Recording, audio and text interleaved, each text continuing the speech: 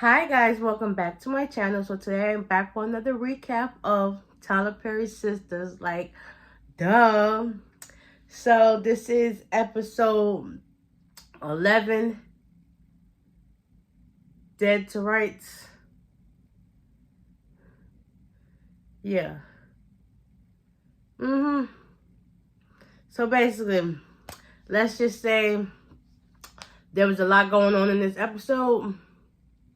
Did I like this episode? Yes, it had some good parts to it. Oh my god, and we're gonna get into this recap. Okay. So basically, it starts off with Andy going to her house. And she was getting excited to see Gary because, of course, y'all already know she wanted him to come to the house. You already know. So she was excited to see Gary. And Gary was like, check yourself to the left. Like, she see homeboy Robin there. She was like, so Gary was like, so I pulled up and he was already waiting in the lobby. So I decided to, like, invite him up. And she flipped on him and she was like, so you took it upon yourself to invite him up to my house and it's late at night, like, this couldn't wait till business hours. So Gary tried to, coincide with what Andy was telling him. And he was like, listen, Robin was like, listen, this is about the business we spoke about earlier. So then Andy was like, okay, Gary, I'm gonna need for you to wait in the bedroom. And you can see Robin's face. He was smirking when she told him that. She was like, he thought he had it in good with her at that moment. So eventually, Gary, he had an attitude like, mind you, Gary, I understand you paid for the house for her, but literally, it's her house. So whatever she say goes. So Gary had an attitude behind that. He like, listen, and he's like, it's only gonna take a minute. He's like, yeah, whatever. And he walks to the bedroom. So then Andy goes to sit down next to Robin, a few inches apart though. And he was like, listen, I came here because I called you. And she was like, yeah, I wasn't in, like, you didn't answer. He was like, yeah, I know. Because, whatever the case may be. So,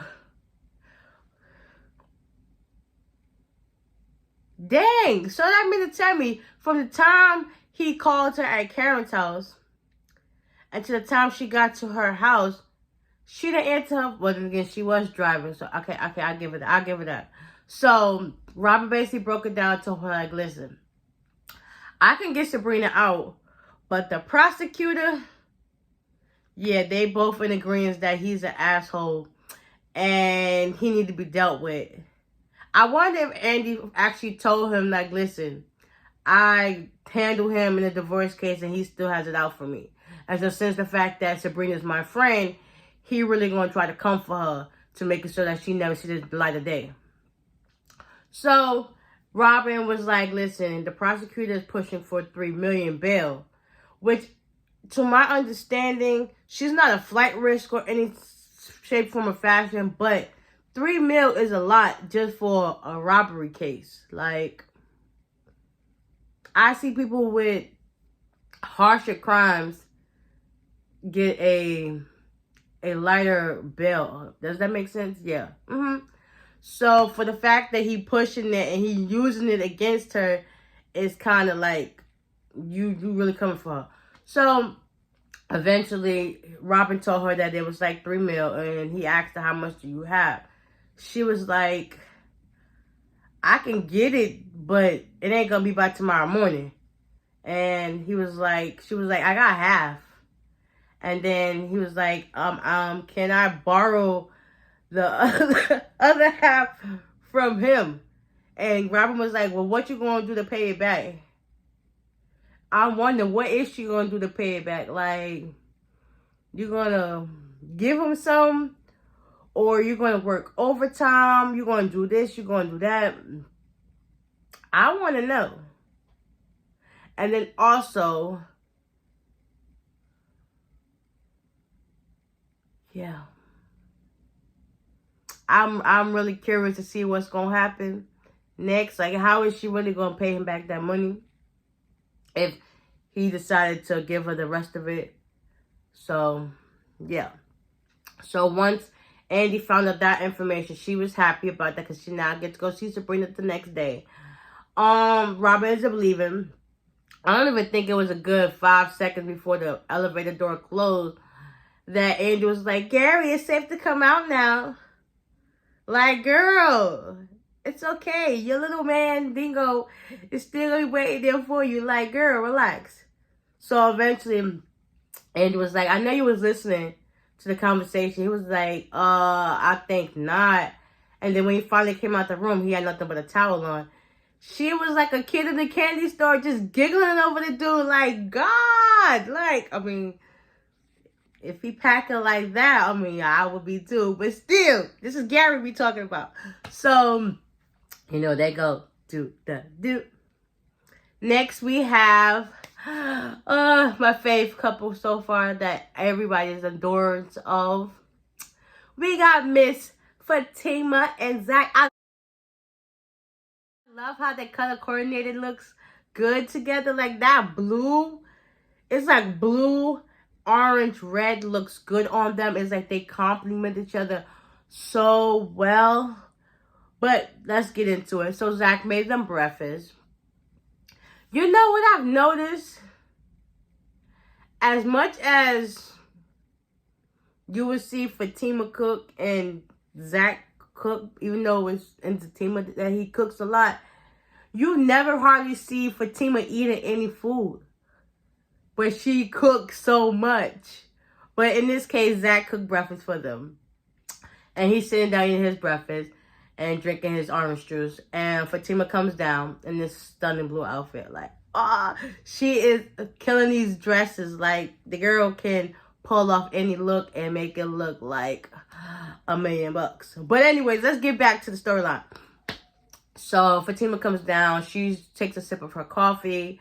And Zach was like, it's like Zach has this, like, I'm gonna see, his aura is not like how it normally is, vibrant and bubbly. He's just eating his breakfast and was like, listen, I cook, and they want to talk about, so, the child support situation with Heather and might be Karen. So Fatima laid it on the line like, listen, I know we're engaged, but I really don't want to marry you right now because of what if, Karen so happens that you her baby daddy too. Like, both of your baby mamas gonna come for everything you got, and you got it. Like, you got it. Like, the boy is strapped. He's taken care of for life. But, it's not that he got these baby mamas in the picture. They gonna take him for everything he got, and then he gonna be back to the old Zach. And this is like, dang, every time, and it's true, every time you have a come out, there's always somebody looking with their hand out. In this case, he got two. Yeah. So, Fatima just gave him reassurance that, that they stuck with each other forever. Once we figure out this Karen situation, we might be good money, okay? And then I don't want to carry on the burden of, if he decides not to pay his child support, she's going to be in compliance to pay that too. Because once you join in marriage, you become one. Not two, but you become one. So, like she said, his debt is her debt and her debt is his debt. They become one. They don't care. Any way they look at it, you going to give them people their money. And that's just how it is going to be. So after that, they had the little talk. Zach also disclosed to her that he has an appointment and he's going to go figure some things out. So after that, they go their separate ways. Next, we have Miss Karen and Aaron. Karen, Aaron. I mean, they still sound the same anyway. They still sound the same. They eating breakfast too. And I guess, not Fatima. She in my mind right now. Karen cooked, excuse me. Karen cooked breakfast for them. And he was like, see, this was nice. You didn't even have to go to the salon. But before she said that, he asked, see, you can cook. She was like, yeah, I know. She didn't have to throw it in his face that she can cook. And it's crazy. I've never seen her cook either. I've never seen her cook. I didn't know she could cook. But whatever. She cooked them breakfast and she had to throw it in his face that she can cook. Okay? Kudos to you. But anyway, so after that, Aaron was like, see, you didn't even have to leave to go check on the salon. But her intuition was telling her that she should have go check on the salon. But after that, Aaron was like, he's going to get ready to go to work at the office for a few hours, which we rarely see him at. And she's going to go to check on the salon. And then after that, she's going to go to meet up with the girls and they can go to her doctor's appointment. And he ended up giving her a kiss goodbye, telling her he loves her. She kissed him back and said she loves him too. Then as soon as he walks away, she's on the phone calling Andy. Andy's still at her house getting ready in the bathroom. You got Gary in the background taking a shower, getting himself ready for work. And basically, Andy just tells her, like, listen, we're getting ready to go see Sabrina. And, you know, she's about to go to the salon to check up on things and see how Pam is doing. And after that, Gary said something to her. And then Karen was like, is that Gary in the background? She was like, listen. And he was like, listen, I'm going to talk to you later, girl. I'm going to see you later. All right, bye. Click on the phone. And Karen, before she did that, Karen was like, I'm going to talk to you later about that. So next we got... Okay, now we have Danni and Preston. Oh my God, my second fave couple. Like, oh my gosh. Oh, we get to see Preston. It's been a minute, but he back on the screen. He back on the screen. So, they got Danni and Preston. They wake up from their slumber. And he asked her how she slept. And she was putting on her robe while she was still in the bed. I never knew people to do that, but she does that. And as she was doing so, she was about to knock off this painting she had on the wall. And he was like, hey, don't knock off a black pussy. That's the name what she called it. And she was like, yeah. So he was talking to her like, listen, how'd you sleep? She was like, I always sleep good around you. She also asked him to stay, and he said he gonna stay. But then she also was like, so are you gonna pay the rent? And he was like, I mean, I did pay the rent before and for 3 months, and look what happened. She was like, yeah, I was walking into that. But then he was also asking her, like, what happened here? Because I guess he's seen that the place was disarray, and it's just something unsettling that he's trying to put his finger on it. And I kind of wish and hope that they would have talked about what happened, because I don't know if Danni is going to disclose this information about what happened to her and Jonah to Preston. I don't know. But I really wish she did, because he actually came there to comfort her and them to talk. And then come to find out, they didn't even have sex. So it was like, they can have a little bit of intimacy without having to, you know, take their clothes off and do the do. It's like, that part right there shows that he cares. And he's actually understanding and willing to, like, abide by her wishes and do everything in his power to make it right between them two. Because that right there was a great moment that I got to witness. And I was just like, yeah, okay. That was good. But I really do hope that Danni does tell Preston about Jonah. And then he said he was going to decide to leave. But then again, she also was like, you just said you were going to stay. So he was like, yeah, I'm going to stay. But eventually he got up and left to go to the bathroom. And as she was getting ready to get out the bed, she noticed his pants was there. And she found something like rock hard in his pocket. So she's looking around trying to get into it. Come to find out, it was a ring. So you mean to tell me if you was going to marry your high school sweetheart, you wouldn't have been walking around with this ring in your pocket all this time? So when she opened it, the ring was beautiful and she started crying. That kind of reminded me of that episode, I think in season 3, I believe, where she's laying across his lap on her bed. And he was like, listen, if I was going to marry you, you would know. Like, oh, can we hear wedding bells in the future? We're going to have a double wedding. We got Zach and Fatima, Danni and Preston. Like, oh, can you just imagine? That would be lit because, you know, Danni and Zach are, like, best friends. Like, they're very good friends. And they tell each other everything. Yeah. That would be so lit. And then Fatima be part of the sister circle. But then again, I kind of don't want a part of the sister circle. I kind of just want Danni, Andy, and Fatima to be a circle in their own.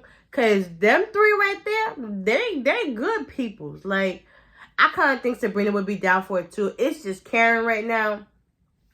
She just have this feeling like, what did Fatima do to you? She stole your man that wasn't your man. You still mad about that, sis? Like, let the hurt go. You got a whole new boo.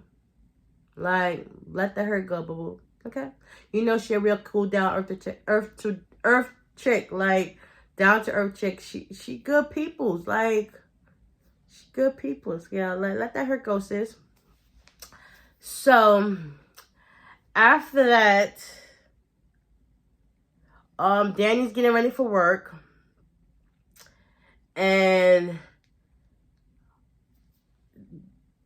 But she didn't really go to work. I thought she was going to work, but she didn't get ready for work. So anyways, Danni and Andy, they met up with each other at the courthouse. Danni actually looked nice in her little casual fit. I'm liking the colors on her. It's just so cool and vibrant to see her outside of her work uniform. But still, she could pull up that work uniform anyways. Okay?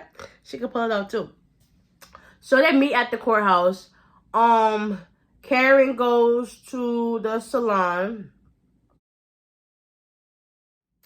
While Karen goes to the salon, Pam literally just got in a few seconds before Karen did, and she's going to do a walkthrough to check through stuff. She realized that she left the curling iron on, and she goes to turn it off. Right after Pam was like, I hope Karen didn't notice that this, and Karen was like, didn't notice what? And then you see Karen looking around like, Pam, like, I don't even know why I put up with you. She was like, listen, I thought I turned it off. Yeah, you would have burned down the salon. Like, kind of think about it. If things would have played out how it's supposed to be, like, if Erin didn't show up that night trying to keep her in, would she, like, I don't know, it probably would have been a whole different situation had Karen decided to just go there last night before Pam even went there this morning.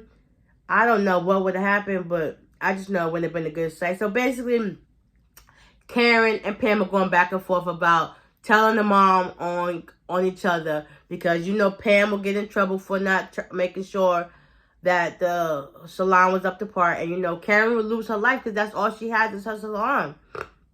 And the $77,000 that Zach gave her in the bank, she could start over. But still, that's all she had. And then Pam would tell Miss Lisa that Karen is up in the salon when she shouldn't be, and she feels to be on bed rest. So it's like they go back and forth, like a little sibling rivalry type of situation. It was so cute to see. But anyways, Pam decided that it won't happen no more, and that she will promise to video chat everything going on when, you know, the next occurrence happens, if it happens, whatever the case may be. So after that, Pam goes to do her work, and then Karen goes into her office and she calls Andy, and Andy, she calls Danni, and Danni was like, listen, Andy's right now in the closed courtroom, and I'm out here in the lobby just waiting to see what they're going to do. So Karen was like, I'll keep y'all posted, and if y'all still going to meet up with me at the hospital, at the doctor's appointment, just let me know. So eventually, they go their separate ways. Andy comes out of the courtroom, talks to Danni in the lobby, and while they're talking, that prosecutor guy, John, such an asshole. Yes, he's an asshole. Excuse my French, but he is. Talks to them, and then they say some things, and then he starts waving at Danni, and Danni was like, I thought he was for a wife. This is more for a husband. Like, he giving them vibes. Since he was. So, eventually, a few seconds or so later, minutes later, Sabrina walks out. Like, oh my God, Sabrina's free. For now, I guess. She's free. Excuse me. Excuse me. They embrace in the supposed to be the most genuine hug I haven't seen in like forever. 10 episodes in and we see Sabrina. Oh my God. She's rocking this natural hair though. But you know her, she got to go get her hair done from her girl Karen. Go do her fox locks again or do something. But she is rocking this look. So at that same time, Karen's on the phone. And they're all embracing each other. And Karen wants to talk to Sabrina. Sabrina talks to her and she was like, listen, I'm okay. And stuff like that. Then, you know, eventually Sabrina decides that she's going to go home. They take her to her house. And she had to take a shower because she initially was going to go to meet with the girls at Karen's appointment. But she decided to not go. And she just stayed home and took a shower, whatever. So the girls, Danni said something to her as they were leaving Sabrina's house. And Andy was like, this chick, like, but one thing about it, Danni don't care who you is. She gonna tell it like it is. She has no filter. Whether your feelings are hurt or not, she gonna let it be known that this is the truth. And it's like, yeah, you need that friend that's gonna tell you like it is, regardless of how you may feel. Because people out here will be lying to your face, and then you're gonna be feeling hurt in the end. It was like, I was trying to spare your feelings. F your feelings. Tell it like it is, or that's it. Real or not, real recognize real.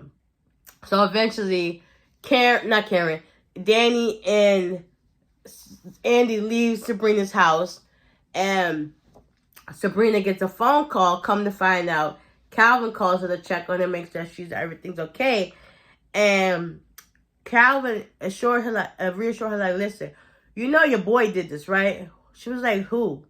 Q is the one who put you in there. Oh, Sabrina was like, all right, I'll be there in a few minutes. Say less. I'm going to take a shower first. What? Next thing you know, oh my God, Calvin's in the house. Wait, I don't want to skip too far ahead. Okay, Sabrina goes to take her shower. Next, we have Zach meeting up with one of Bryce's lawyer friends. Her name is Lori.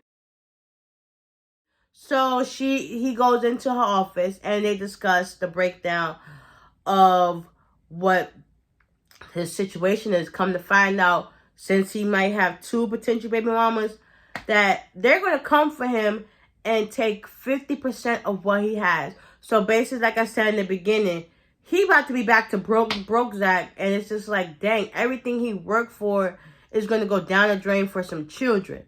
And all because of a one-night stand situation. Like, literally both instances was a one-night situation. And he can lose it all because of his inconsistencies of not wearing rubber protection. Should have wrapped it up, my boy. But you know, when you're drunk, you know things happen. But still, you should have wrapped it up, my boy. But anyway, so Lori tells him like this is what might happen, and yeah, so you're gonna be in for like a rude awakening. And they also let her know that Heather was already in the process of suing him. So she says she's pretty expensive, but since you know that's Zach and that's Bryce's friend, that you know she could work out a deal so that way he could be able to, you know, pay her whatever case with it. And Zach was like, okay, thank you. I really appreciate that. And then he went on about business. But she also said, if you have any questions, just feel free to call me because you do have my number. So that was that. Next, we get into Calvin and Q. No. Maurice and the prosecutor. So the prosecutor meets up with Maurice at the jail. And he basically is coming for Sabrina. And he wants Maurice to turn on Sabrina so that way he can get free. So basically he wants to pin everything that happened on Sabrina because, you know, she's the manager, head in charge. So she basically orchestrated the whole robbery situation. And then Maurice was like, I'm not turning on my best friend just so for some cop out. Like, you got me messed up. You got me messed up. Like, he also played him the tape of what he was saying. And Maurice was like, you know, I was just joking, right? Like, you can't hear the sarcasm in my voice. But whatever the case may be, the case may be, the prosecutor was like, listen, that's not how the judge and the jury going to think of it like that. So basically, you're going to go down for 30 years, or you snitch on your friend and say that she was behind it so you can get out free. And then Maurice was like, listen, I'm not going for that. I'm not. So then the prosecutor got up and left and was just like, but then you also see Maurice sitting there thinking like, yeah. So now we get to the best part. Calvin is in the house with Q. Q is sitting there eating some chicken tenders and french fries or whatever it can be. Next thing you know, there's a knock on the door. Open it up, cause my girl Sabrina. Like, listen. Sabrina was like, listen, how could you do this? Like, why would you do that to Maurice and us? And Calvin tried to tell her, like, listen, he won't leave the house. Every time I change the locks, he picks them. And Q was like, yeah, like he sold my dad's golf club. Most of them, he was like, And then Sabrina also said something to him. He was like, listen, Calvin, you better get this B. And he was like, I can't leave him here by myself because he'll probably sell everything. And Q was like, yeah, I would. Next thing you know, you see Sabrina walk away. She grabs one of Calvin's golf clubs and she hits him in the back of his neck. Next thing you know, Q gets up and tries to go after Sabrina. And then he ended up getting her into like this armed tussle type situation. And Calvin lost it. He picked up the other one and was going ham on him like pow, pow, pow, pow, pow, pow, pow. Next thing you know, you hear Sabrina like, listen, Calvin, that's enough. You might kill him. And then that's all she wrote. Next week's episode comes back on January 4th. So the preview of that shows that Calvin might be in trouble for hitting Q with the golf club, because at the when you look at it, both Q and Calvin's names are not on Maurice's lease. So it's kind of like a he said, she said. So they don't even have no squatters' rights situation type 5. I think they might do, but then again, I don't. But who knows? So that situation about to get ugly. And then we got Fatima, while Zach shows up to Fatima's office and walks Hayden. And Hayden was like, listen, you are officially being served. You see Fatima on the phone, we're like, listen, you need to bring in the baddest gold digger girl you got and tell her to ask for Hayden. So basically, they're going to try to set up Hayden as so that the girl can talk to him. And he can finally get off their back and like probably loosen up about the whole Heather situation. I don't know. We going to see. I can't wait till January 4th to come around. Then we also going to see, Karen at the doctor.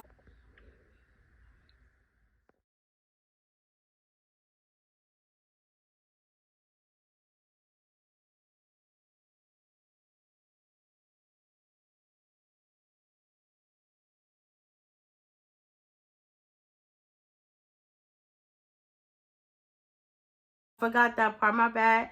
She goes to the doctor, but Karen is calling Danny to see where they're at, and walks them to, and then they sit down, and Andy and Danny asked Karen, like, did the doctor come in? She was like, yeah, she did, but I told her to wait for y'all so that so that we can all do it together. So the doctor finally comes in. She lets Karen know that, I guess due to her information, that her calculation was off. And instead of it being the 19th, it's actually the 12th. And when the doctor told her the 12th, you see Karen's face drop like, oh, she's thinking like, And then Danni and Andy asked her like, listen, so Karen, who was you with around that time, Zach or Aaron? She don't let us know. But to my understanding, the way her mouth dropped, I believe it was Aaron's baby. Like everybody was saying, you don't really see her get together with Aaron. But then again, y'all remember that time when she was at the hotel and she showed up at his room? Yeah, and Zach was going to surprise her. Around that time, I believe that was it. I believe it. So all this time you fighting for a man to be your baby daddy, but you don't want him as a person, but you want him to be your baby daddy. Like, make it make sense. He was such just horrible person towards you, but you want him to be your baby daddy. Like, make it make sense. So I believe it's Aaron's baby. And Karen just needs to come to a hard realization that Zach ain't your baby daddy anymore. Like, let it go, sis. Let it go. Let that hurt go. Yes. Indeed. So, guys, I hope y'all enjoyed this recap of episode 10, Dead to Rights. I can't wait for January 4th to see the next episode, because now we on a little break. Oh, it's about to get intense and juicy, but I'm here for it. So, with that being said, if y'all enjoyed this, please give it a like. Comment down below your thoughts on the whole episode. I'm curious. Let me know in the comment section down below. And I will see y'all in the next one. Bye.